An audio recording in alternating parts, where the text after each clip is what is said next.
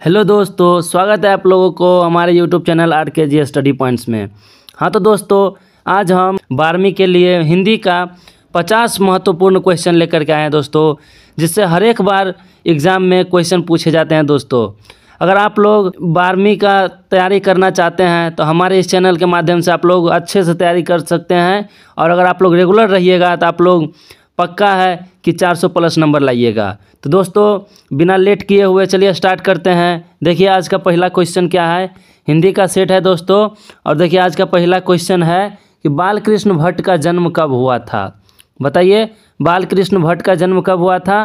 तो याद रखिएगा, बालकृष्ण भट्ट का जन्म 23 जून 1844 को हुआ था। Option number B correct answer हो जाएगा। अगला क्वेश्चन है दोस्तों कि बातचीत शीर्षक निबंध के निबंधकार कौन है। बताइए, बातचीत शीर्षक निबंध के निबंधकार कौन है। तो याद रखिएगा, इसका राइट आंसर हो जाएगा option number D Balkrishna Bhatt. चलिए अगला क्वेश्चन देखिए क्या है। अगला क्वेश्चन है कि गुलेरी जी ने कुल कितनी कहानियाँ लिखी। बताइए, गुलेरी जी जो है कुल कितनी कहानियाँ लिखी थी। तो याद रखिएगा 3 कहानियाँ लिखी थी। Option number c correct answer हो जाएगा। अगला क्वेश्चन देखिए क्या है। भारतीय सिपाहियों का किसके साथ संघर्ष हुआ था। बताइए दोस्तों कि भारतीय सिपाहियों का जो संघर्ष हुआ था वो किसके साथ हुआ था। फ्रांसीसियों के साथ, तुर्कों के साथ, अंग्रेज़ों के साथ या जर्मनी के साथ। तो याद रखिएगा, इसका करेक्ट आंसर हो जाएगा ऑप्शन नंबर डी जर्मनी के साथ। चलिए अगला क्वेश्चन देखिए क्या है। फ्री प्रेस के मालिक कौन थे। बताइए, फ्री प्रेस के जो मालिक थे वो कौन थे। आत्मानंद जी, शिवानंद जी, सदानंद जी या शारदानंद जी। बताइए दोस्तों, अगर आप लोग को दोस्तों अगर किसी भी क्वेश्चन का आंसर पता हो तो आप लोग कमेंट में दे दिया करिएगा। उससे आप लोग का जो है तैयारी बेस्ट लेवल का होगा और आप लोग को इसी समय उस क्वेश्चन का आंसर याद ही हो जाएगा। आप लोग कभी नहीं भूल पाइएगा, इसलिए आप लोग कमेंट में आंसर देते चलिए। तो देखिए इसका करेक्ट आंसर हो जाएगा ऑप्शन नंबर सी सदानंद जी। सदानंद जी दोस्तों प्रेस के मालिक थे, फ्री प्रेस के मालिक सदानंद जी थे। चलिए अगला क्वेश्चन देखिए क्या है। संपूर्ण क्रांति का नारा किसने दिया था। बताइए, संपूर्ण क्रांति का नारा किसने दिया था। तो इसका राइट आंसर हो जाएगा option number b Jayaprakash Narayan. अगला क्वेश्चन देखिए क्या है। 1974 में बिहार प्रदेश के मुख्यमंत्री कौन थे। बताइए कि 1974 में जो दोस्तों बिहार प्रदेश के मुख्यमंत्री थे वो कौन थे। तो याद रखिएगा Abdul Ghafoor. Option number B correct answer हो जाएगा इसका। अगला क्वेश्चन देखिए क्या है। प्रजा सोशलिस्ट पार्टी का गठन कब हुआ था। बताइए कि प्रजा सोशलिस्ट पार्टी का जो गठन हुआ था कब हुआ था। तो याद रखिएगा ऑप्शन नंबर 1 करेक्ट आंसर हो जाएगा इसका 1952 ईस्वी को। चलिए अगला क्वेश्चन देखिए इसी प्रकार से है कि रामधारी सिंह दिनकर के पिता का क्या नाम था। बताइए दोस्तों कि रामधारी सिंह दिनकर के पिता का जो नाम था क्या था। जय सिंह, रवि सिंह, राणा सिंह या फूल सिंह। याद रखिएगा इसका करेक्ट आंसर हो जाएगा option number b Ravi Singh. चलिए अगला क्वेश्चन देखिए क्या है कि अर्धनारीश्वर कल्पित रूप है। बताइए कि अर्धनारीश्वर जो है वो किसका कल्पित रूप है। तो याद रखिएगा वो जो है शिव और पार्वती का है। ऑप्शन नंबर ए बिल्कुल राइट आंसर हो जाएगा इसका।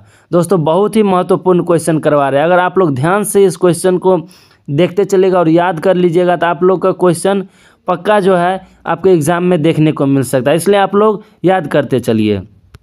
अगला क्वेश्चन देखिए क्या है। प्रेमचंद थे, प्रेमचंद कौन थे। तो दोस्तों याद रखिएगा प्रेमचंद एक कथाकार थे। Option number B correct answer हो जाएगा। चलिए अगला क्वेश्चन देखिए क्या है। संस्कृत के 4 अध्याय किसकी रचना है। बताइए, संस्कृति के 4 अध्याय जो है वो किसकी रचना है। तो इसका राइट आंसर हो जाएगा option number D Ramdhari Singh Dinkar ji के। चलिए अगला क्वेश्चन देखिए क्या है कि मालती का पति क्या है। बताइए कि मालती का पति जो है वो क्या है। तो याद रखिएगा मालती के पति जो थे वो डॉक्टर थे। ऑप्शन नंबर 1 करेक्ट आंसर हो जाएगा। आप लोग याद करते चलिएगा, बहुत ही VVI सेट है। रोज इनमें से क्या है। रोज एक पाठ था, वो क्या है। वो निबंध था, कहानी था, उपन्यास था या आलोचना है। तो याद रखिएगा रोज जो है वो एक कहानी है। अगला क्वेश्चन देखिए क्या है कि रोज कहानी के लेखक कौन है। बताइए, रोज कहानी के लेखक कौन है दोस्तों। तो उसका लेखक जो है अज्ञेय था, Agyeya ji. Option number B correct answer हो जाएगा। अगला क्वेश्चन क्या है। मालती किस कहानी की पात्र है। इस प्रकार के क्वेश्चन आपको बहुत देखने को मिलेगा दोस्तों कि खोखा किस कहानी का पात्र है, मालती किस कहानी का पात्र है। पात्र जरूर पूछा जाता है, इसलिए आप लोग याद रखिएगा कि मालती जो पात्र थे वह रोज कहानी का पात्र मालती थे दोस्तों। चलिए अगला क्वेश्चन देखिए क्या है कि भगत सिंह के पिता का क्या नाम था। बताइए कि भगत सिंह जो थे उसके पिताजी का नाम था। तो दोस्तों Sardar Kishan Singh, option number B correct answer हो जाएगा, जो कि भगत सिंह के पिताजी थे। चलिए अगला क्वेश्चन देखिए क्या है दोस्तों कि चोरा चोरी कांड कब हुआ था। बताइए दोस्तों कि चोरा चोरी कांड जो है कब हुआ था। तो याद रखिएगा यह 1922 ईस्वी में हुआ था, option number B correct answer हो जाएगा इसका। अगला क्वेश्चन देखिए क्या है कि भगत सिंह का जन्म कब हुआ था। बताइए दोस्तों कि भगत सिंह का जो जन्म हुआ था वो कब हुआ था। तो याद रखिएगा बहुत ही वीवीआई क्वेश्चन है दोस्तों, यह क्वेश्चन आपको एग्जाम में देखने को मिल सकता है। तो इसका करेक्ट आंसर हो जाएगा ऑप्शन नंबर ए 28 सितंबर 1907 ईस्वी को। इसी दिन जो है भगत सिंह जी का जन्म हुआ था। अगला क्वेश्चन देखिए क्या है, भगत सिंह की शहादत कब हुई थी। तो भगत सिंह का जो शहादत हुआ था वो option number A correct answer हो जाएगा 23 मार्च 1931 को हुआ था। चलिए अगला क्वेश्चन देखिए क्या है दोस्तों कि जगदीश चंद्र माथुर ने किस विश्वविद्यालय से एमएससी उत्तीर्ण हुए। बताइए कि जगदीश चंद्र माथुर जी जो थे वो किस विद्यालय से एमए उत्तीर्ण हुए थे। तो दोस्तों वो जो विद्यालय था वो इलाहाबाद विश्वविद्यालय था, option number A correct answer हो जाएगा इसका। अगला क्वेश्चन देखिए क्या है दोस्तों कि गांधी जी चंपारण में कब आए। बताइए कि गांधी जी जो है वो चंपारण कब आए थे। तो याद रखिएगा इसका करेक्ट आंसर हो जाएगा ऑप्शन नंबर डी अप्रैल 1917 में गांधी जी चंपारण आए थे। उसके बाद जो है दोस्तों बहुत सारा गांधी जी काम किए, नमक सत्याग्रह आंदोलन चालू किए और क्या क्या नहीं किए, इसलिए आप लोग याद रखिएगा इसका correct answer option number D हो जाएगा। अगला क्वेश्चन देखिए क्या है, ओ मेरे सपने जो है वो क्या है, उपन्यास, कहानी, खंड काव्य या नाटक के। तो याद रखिएगा इसका करेक्ट आंसर हो जाएगा ऑप्शन नंबर डी नाटक। ओ मेरे सपने एक नाटक है दोस्तों। अगला क्वेश्चन देखिए क्या है, मोहन राकेश का जन्म कहाँ हुआ था। बताइए मोहन राकेश जी का जन्म कहाँ हुआ था। तो याद रखिएगा इसका करेक्ट आंसर हो जाएगा जंडीवाली माली अमृतसर में। जंडीवाली गली अमृतसर में जो है दोस्तों मोहन राकेश जी का जन्म हुआ था।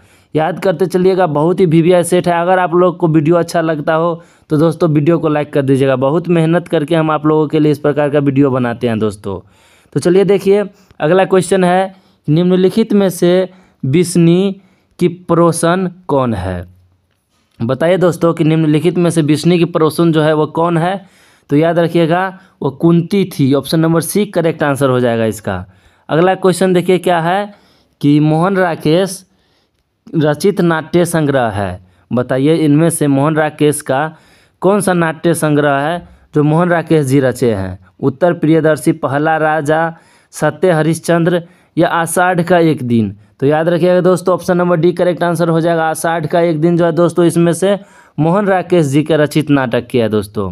चलिए अगला क्वेश्चन देखिए इसी प्रकार से है कि कौन सी रचना मोहन राकेश की नहीं है। बताइए कि इनमें से कौन सी रचना है जो मोहन राकेश की नहीं है। तो याद रखिएगा ऑप्शन नंबर सी इतिहास और आलोचना मोहन राकेश की नहीं है। बाद बाकी सभी एक और जिंदगी मोहन राकेश, अंधेरे बद कपड़े और आधे अधूरे, ये सभी रचना जो है मोहन राकेश के है। बस इतिहास और आलोचना जो है मोहन राकेश की नहीं है, इसलिए option number c correct answer हो जाएगा इसका। अगला क्वेश्चन देखिए क्या है, सिपाही की माँ किस एकांकी संग्रह से लिया गया है।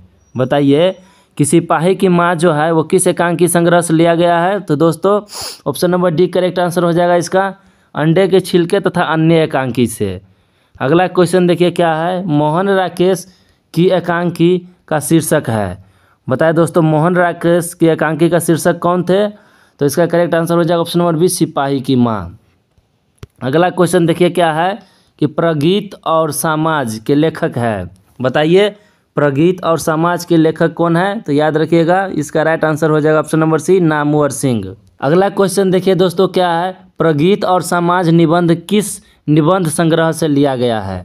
बताइए दोस्तों प्रगीत और समाज जो एक निबंध है वो किस निबंध से लिया गया है। तो दोस्तों इसका करेक्ट आंसर हो जाएगा वाद विवाद संवाद से, option number D correct answer हो जाएगा इसका। अगला क्वेश्चन देखिए है दोस्तों, ओम प्रकाश वाल्मीकि की रचना कौन सी है। बताइए दोस्तों कि ओम प्रकाश वाल्मीकि रचना कौन सी है। उसने कहा था जूठन, प्रगीत और समाज या रोज।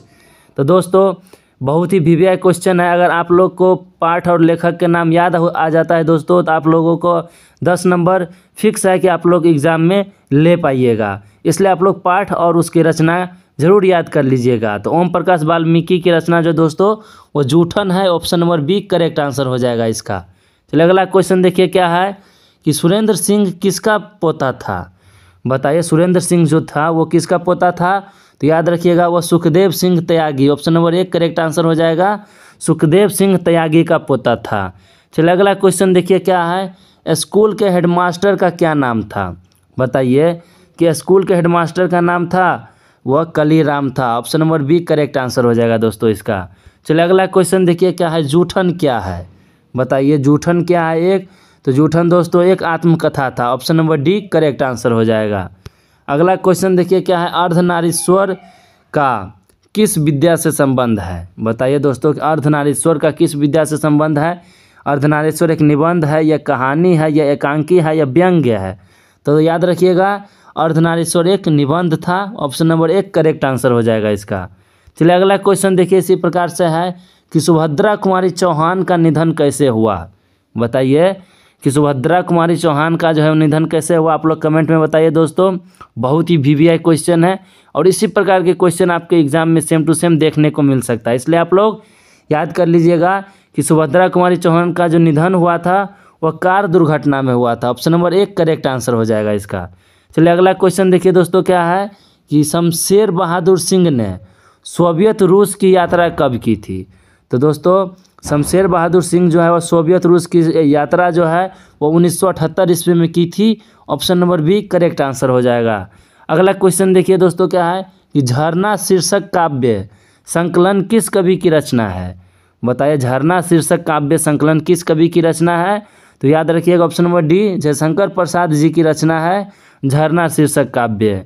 रचना और पाठ का नाम जो है दोस्तों और उसके शीर्षक का नाम आप लोग ज़रूर याद कर लीजिएगा, क्योंकि हम बार बार कह रहे हैं ये बहुत ही वीवीआई क्वेश्चन है और आप लोग को एग्ज़ाम में इससे क्वेश्चन बहुत सारा मिलेगा, इसलिए आप लोग याद कर लीजिएगा। चलिए अगला क्वेश्चन देखिए क्या है, नाभादास किसके समकालीन थे।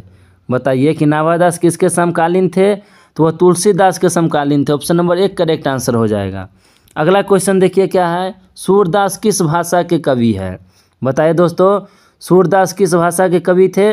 तो वह ब्रज भाषा के कवि थे। Option number c correct answer हो जाएगा इसका।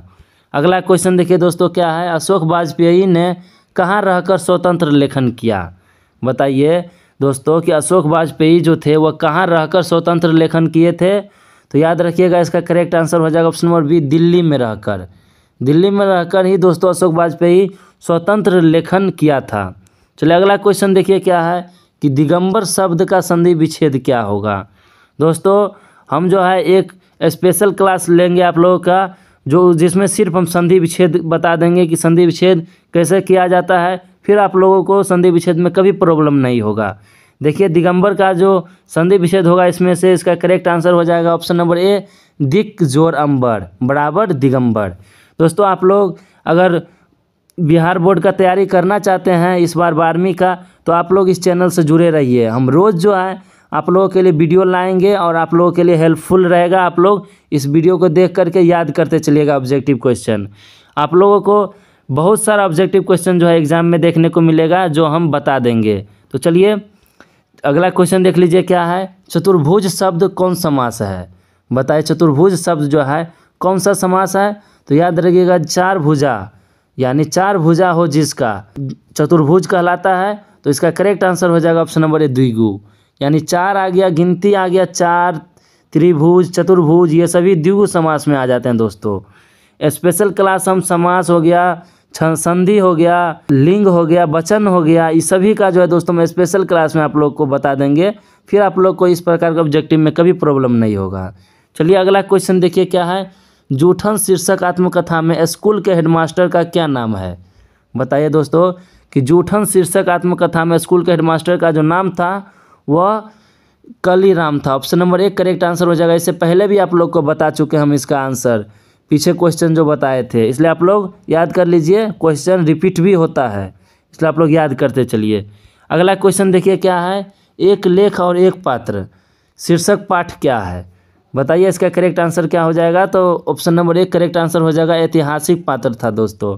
चलिए अगला क्वेश्चन देखिए क्या है, अधिनायक शीर्षक कवि किस कविता संग्रह से ली गई है।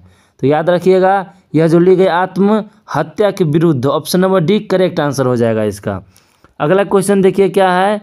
अगला क्वेश्चन है कि भूषण ने किस रस को प्रमुखता दी है। बताइए दोस्तों कि भूषण ने किस रस को प्रमुखता दी है। तो याद रखिएगा, इसका करेक्ट आंसर हो जाएगा ऑप्शन नंबर बी, वीर रस का।